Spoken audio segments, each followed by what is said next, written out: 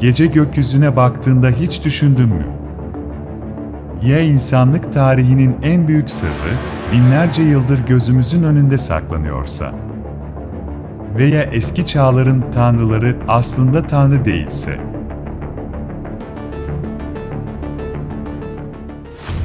Anunnakiler. Sümer tabletlerinde adı geçen, gökten geldiğine inanılan gizemli varlıklar. Kimilerine göre insanlığı yaratanlar. Kimilerine göre ise dinlerin, mitolojilerin ve uygarlığın gerçek mimarları. Peki gerçekten kimdi onlar? Ya binlerce yıl önce, insanlık henüz hiçbir şey bilmezken? Gökyüzünden gelen bazı varlıklar bu dünyaya ayak bastıysa?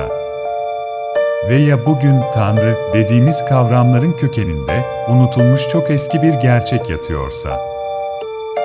Bazı tarihçilere göre Anunnakiler insanlığı şekillendirdi. Bazılarına göre ise bugün sahip olduğumuz dinlerin, mitolojilerin ve hatta medeniyetin temelini attılar. Peki nereden geldiler? Neden geldiler? Gerçekten insanlığı yarattılar mı? Ve neden insanlık tarihinin en gizemli konusu haline dönüştüler?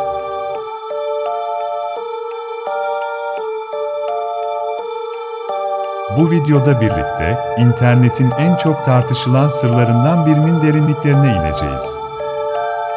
Yolculuğumuz bizi Mezopotamya'nın tozlu tabletlerinden kayıp uygarlıklara, oradan da dinlerin ve mitolojilerin karanlık kökenlerine kadar götürecek. Ve belki de videonun sonunda kendimize şu soruyu soracağız. Ya bize anlatılan tarih eksikse?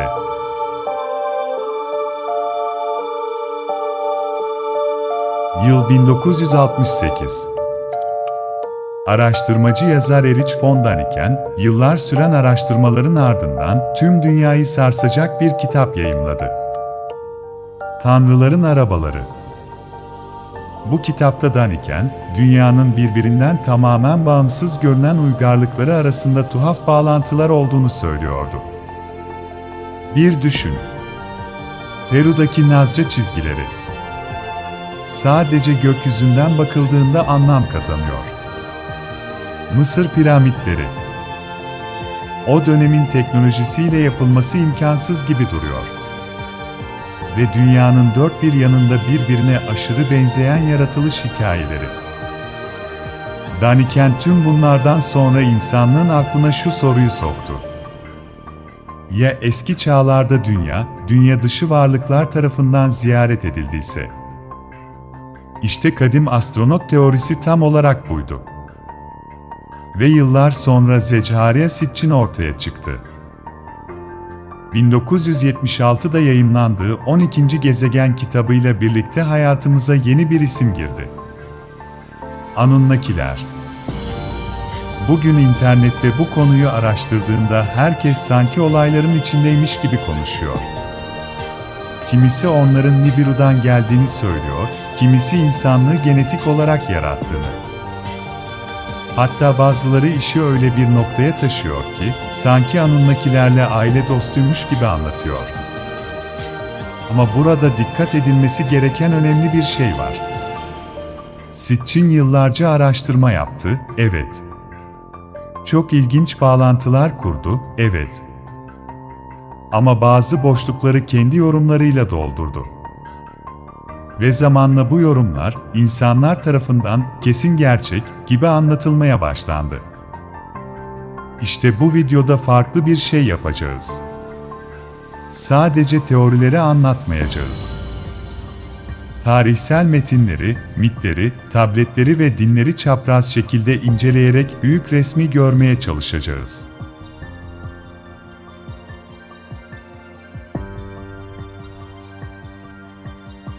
Ve yolculuğumuzun ilk durağı.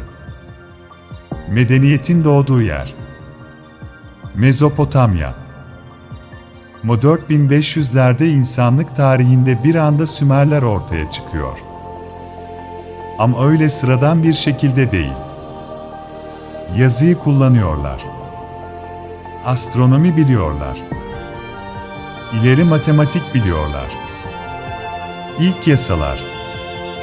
İlk kütüphaneler. İlk doktor sistemi. İlk şehir düzeni. Hepsi bir anda ortaya çıkıyor. İnsan ister istemez şunu düşünüyor. Bir uygarlık nasıl olur da tarihin sahnesine bu kadar gelişmiş şekilde bir anda çıkabilir? Sanki insanlık kitabın ilk sayfalarını yaşamamış da direkt ortasından başlamış gibi. Ve işte tam bu noktada bazı araştırmacılar şu soruyu sormaya başladı. Sümerler gerçekten başlangıç mıydı, yoksa unutulmuş çok daha eski bir geçmişin devamı mıydılar? Atrahasis Destanı, Enuma Eliş ve Gılgamış Destanı gibi antik metinleri incelediğimizde karşımıza çok ilginç bir grup çıkıyor. Anunnakiler. Kelime anlamıyla göksel kraliyet soyundan gelenler. Tabletlerde onların tam olarak ne zaman ortaya çıktığı açıkça yazmıyor. Ama anlatılanlara göre bu varlıklar insanlardan çok önce vardı. Ve ilginç olan şu: Sümerler onları klasik masal tanrıları gibi anlatmıyor. Hayır. Onlar yemek yiyor. Öfkeleniyor. Kıskanıyor. Savaş açıyor. Hatta hata yapıyorlar. Yani aslında tamamen fiziksel varlıklar gibi anlatılıyorlar. Sadece insanlardan çok daha gelişmişler. Ve belki de tam bu yüzden Tanrı olarak görüldüler. Çünkü tarih boyunca insanlar anlayamadıkları şeyleri kutsallaştırdı. Düşünsene. Hayatında hiç uçak görmemiş bir kabileye gökten devasa bir metal araç iniyor. İçinden teknolojiye sahip insanlar çıkıyor. Sana yiyecek veriyorlar. Sen ne düşünürdün? Muhtemelen onları da Tanrı sanırdın. İşte Sümer tabletlerinde anlatılan olay biraz buna benziyor. Tabletlere göre Anunnakiler dünyaya geldiklerinde onların altında çalışan başka bir grup vardı. İgigiler. Bu varlıklar ağır işlerde çalışıyordu. Kanallar açıyor, tapınaklar inşa ediyor, altyapı kuruyorlardı. Ama zamanla isyan ettiler. Ve işte her şeyi değiştiren olay burada başladı. Bilgelik tanrısı Enki ile tanrıça Nimmah yeni bir canlı yaratmaya karar verdi. Amaç çok netti. Kendilerine hizmet edecek bir tür oluşturmak.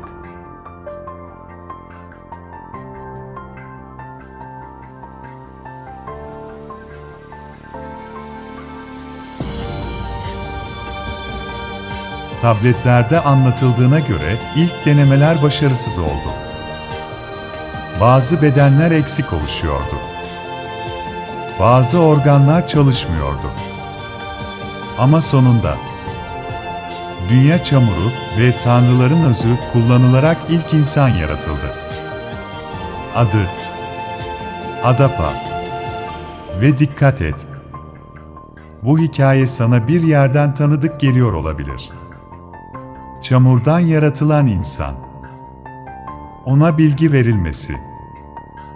İsimlerin öğretilmesi. Kur'an'daki Adem anlatımıyla ürkütücü derecede benzerlik taşıyor. İşte videonun en rahatsız edici tarafı da burada başlıyor. Çünkü Sümer tabletlerinde geçen birçok olay, binlerce yıl sonra Tevrat'ta, İncil'de ve Kur'an'da farklı biçimlerde tekrar karşımıza çıkıyor. Tufan hikayesi. Yasak bilgi. Gökyüzünden gelen varlıklar. İnsanların cezalandırılması. Sanki aynı hikaye, çağlar boyunca yeniden anlatılmış gibi. Ve insan ister istemez şu soruyu soruyor. Dinlerin kökeninde unutulmuş çok daha eski bir gerçek olabilir mi? Ama burada dikkat edilmesi gereken çok önemli bir şey var. Bu teori doğru olsa bile bir yaratıcının olmadığı anlamına gelmez. Çünkü eğer Anunnakiler varsa, onların da bir yaratıcısı olmak zorunda. Belki de insanlar binlerce yıldır, gerçek yaratıcı ile kendilerini yöneten varlıkları birbirine karıştırıyor. Belki de tarih boyunca insanlar, gökyüzünden gelen gelişmiş varlıkları Tanrı sandı. Ve belki de bugün halen cevabını aradığımız birçok soru, Mezopotamya'nın kumları altında gömülü durumda. Bu tarz içeriklerin devamı için abone olmayı ve yorumlarda düşüncelerinizi yazmayı unutmayın. Teşekkürler.